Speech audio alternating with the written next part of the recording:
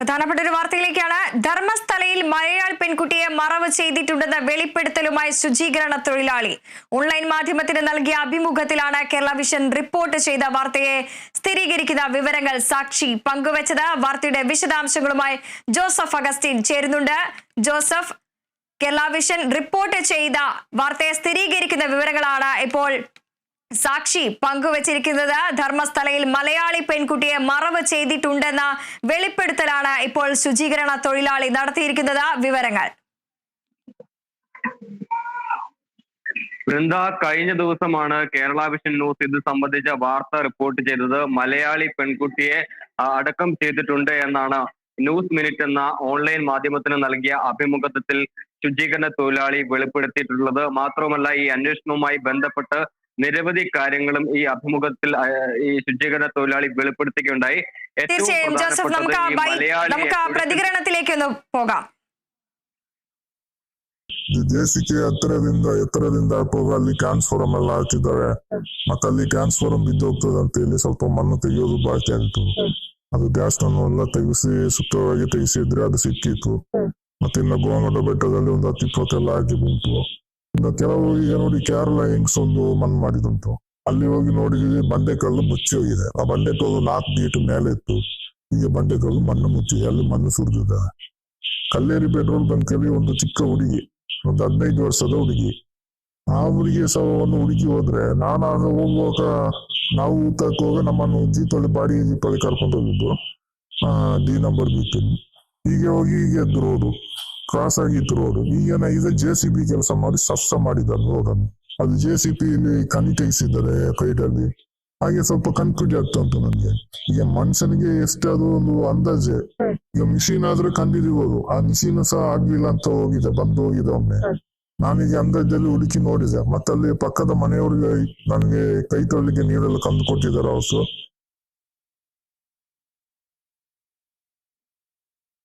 Joseph Augustine, ശുചീകരണ തൊഴിലാളിയുടെ പ്രതികരണമാണ് നമ്മൾ കേട്ടത്. എന്താണ് അയാൾ പറയുന്നത്? വൃന്ദ, ഇയാൾ വ്യക്തമാക്കുന്ന ഒരു പ്രധാനപ്പെട്ട കാര്യം, കഴിഞ്ഞ ദിവസം ബാഹുബലി മലയിൽ ഇത്തരത്തിൽ തിരച്ചിൽ നടത്തിയിരുന്നു. ഈ ഭാഗത്ത് മലയാളി പെൺകുട്ടിയെ കുഴിച്ചു മൂടിയിട്ടുണ്ട് എന്നാണ് ശുചീകരണ തൊഴിലാളി വെളിപ്പെടുത്തിയത്. പക്ഷേ ഈ ഭാഗത്ത് ബാഹുബലി മലയിൽ ഇത്തരത്തിൽ തെരച്ചിൽ നടത്താനായി എത്തിയപ്പോഴേക്കും 10 അടി ഉയരത്തിൽ മണ്ണ് നിക്ഷേപിക്കപ്പെടുന്ന ഒരു സാഹചര്യമാണ് ഉണ്ടായത്. ഈ ഭാഗത്ത് തന്നെ നിരവധി മൃതദേഹങ്ങൾ കുഴിച്ചു മൂടിയിട്ടുണ്ട് എന്ന് അദ്ദേഹം വീണ്ടും ആവർത്തിക്കുകയാണ്.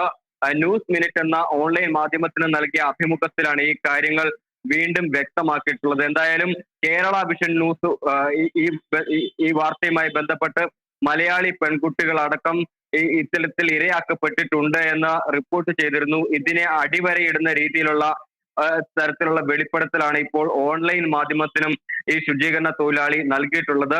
ഈ ശുചീകരണ തൊഴിലാളിയുടെ വ്യക്തിത്വം മനസ്സിലാക്കാതിരിക്കുന്നതിന് വേണ്ടി ശബ്ദം മാറ്റിയാണ് നൽകിയിട്ടുള്ളത്. അതുകൊണ്ടാണ് ചില പതർച്ചകൾ നേരിടുന്നത്. ഈ ബൈറ്റിൽ അദ്ദേഹം പ്രധാനമായും പറയുന്ന പ്രധാനപ്പെട്ട കാര്യം, അതായത് ഈ ബാഹുബലി മലയിലും 13ാമത്തെ പോയിന്റിലും നിരവധി മൃതദേഹങ്ങൾ കുഴിച്ചു മൂടിയിട്ടുണ്ട് എന്ന് അദ്ദേഹം ആവർത്തിക്കുകയാണ്. മാത്രമല്ല, ഇത് കണ്ടെത്തുന്നതിലെ പ്രയാസം കൂടി അദ്ദേഹം ബോധ്യപ്പെടുത്തുന്നുണ്ട്. അതായത് ഏറ്റവും പ്രധാനപ്പെട്ടത്, ഈ ബാഹുബലി മലയിലും ഈ സ്നാനഘട്ടയുടെ 13ാമത്തെ പോയിന്റിലും നിരവധി മൃതദേഹങ്ങൾ മറവ് ചെയ്തിട്ടുണ്ട്. ഈ ഭാഗത്ത് വലിയ തോതിൽ മണ്ണ് നിക്ഷേപിക്കപ്പെട്ട ഒരു സാഹചര്യമാണ്. ഈ ഭാഗത്തെ പൂർണ്ണമായും മണ്ണ് നീക്കം ചെയ്ത് പരിശോധന നടത്തിയാൽ നിരവധി മൃതദേഹങ്ങൾ കണ്ടെത്താൻ സാധിക്കുമെന്ന ആത്മവിശ്വാസവും അത്തരത്തിലുള്ള വാക്കുകളുമാണ് അദ്ദേഹം പങ്കുവയ്ക്കുന്നത്. മറ്റൊരു പ്രധാനപ്പെട്ട കാര്യം, അതായത് ഈ വനഭൂമിയിൽ നിരവധി മൃതദേഹങ്ങൾ കുഴിച്ചു മൂടിയിട്ടുണ്ട്. അതുകൊണ്ട് തന്നെ ഈ ഭാഗത്ത് വലിയ രീതിയിൽ മരങ്ങളടക്കം വളർന്നിരിക്കുന്ന ഒരു സാഹചര്യമാണുള്ളത്. ഈ മരങ്ങളടക്കം വെട്ടിയാൽ മാത്രമേ ഈ പൂർണ്ണമായും ഈ തെളിവുകൾ കണ്ടെത്താൻ സാധിക്കുകയുള്ളൂ. മറ്റൊരു പ്രതിസന്ധി അദ്ദേഹം ചൂണ്ടിക്കാട്ടിയത്, ഈ JCB ഉപയോഗിച്ച് മണ്ണ് നീക്കം ചെയ്യുമ്പോൾ സ്നാനഘട്ടയുടെ വിവിധ ഇടങ്ങളിൽ പുഴയോരത്ത് അടയാളപ്പെടുത്തിയ ഭാഗങ്ങളിൽ ഇത്തരത്തിൽ JCB ഉപയോഗിച്ച് മണ്ണ് നീക്കം ചെയ്യുമ്പോൾ വലിയ രീതിയിൽ കുഴിയിൽ വെള്ളം നിറയുന്ന ഒരു സാഹചര്യം, ഇത് വലിയ രീതിയിലുള്ള പ്രതിസന്ധി സൃഷ്ടിച്ചു എന്നും ഈ ബൈറ്റിലൂടെ അദ്ദേഹം വ്യക്തമാക്കുന്നുണ്ട്. എന്തായാലും അദ്ദേഹം ആവശ്യപ്പെടുന്ന ഒരു പ്രധാനപ്പെട്ട കാര്യം, ഈ ബാഹുബലി മലയിലും സ്നാനഘട്ടയിലും വീണ്ടും തെരച്ചിൽ നടത്തണം. ഈ ഭാഗത്ത് 10 അടിയിലേറെ മണ്ണ് നിക്ഷേപിക്കപ്പെട്ടിട്ടുണ്ട്. ഈ മണ്ണ് പൂർണ്ണമായും നീക്കം ചെയ്തെങ്കിൽ മാത്രമേ ഇത്തരത്തിൽ മൃതദേഹങ്ങൾ കണ്ടെത്താൻ സാധിക്കുകയുള്ളൂ.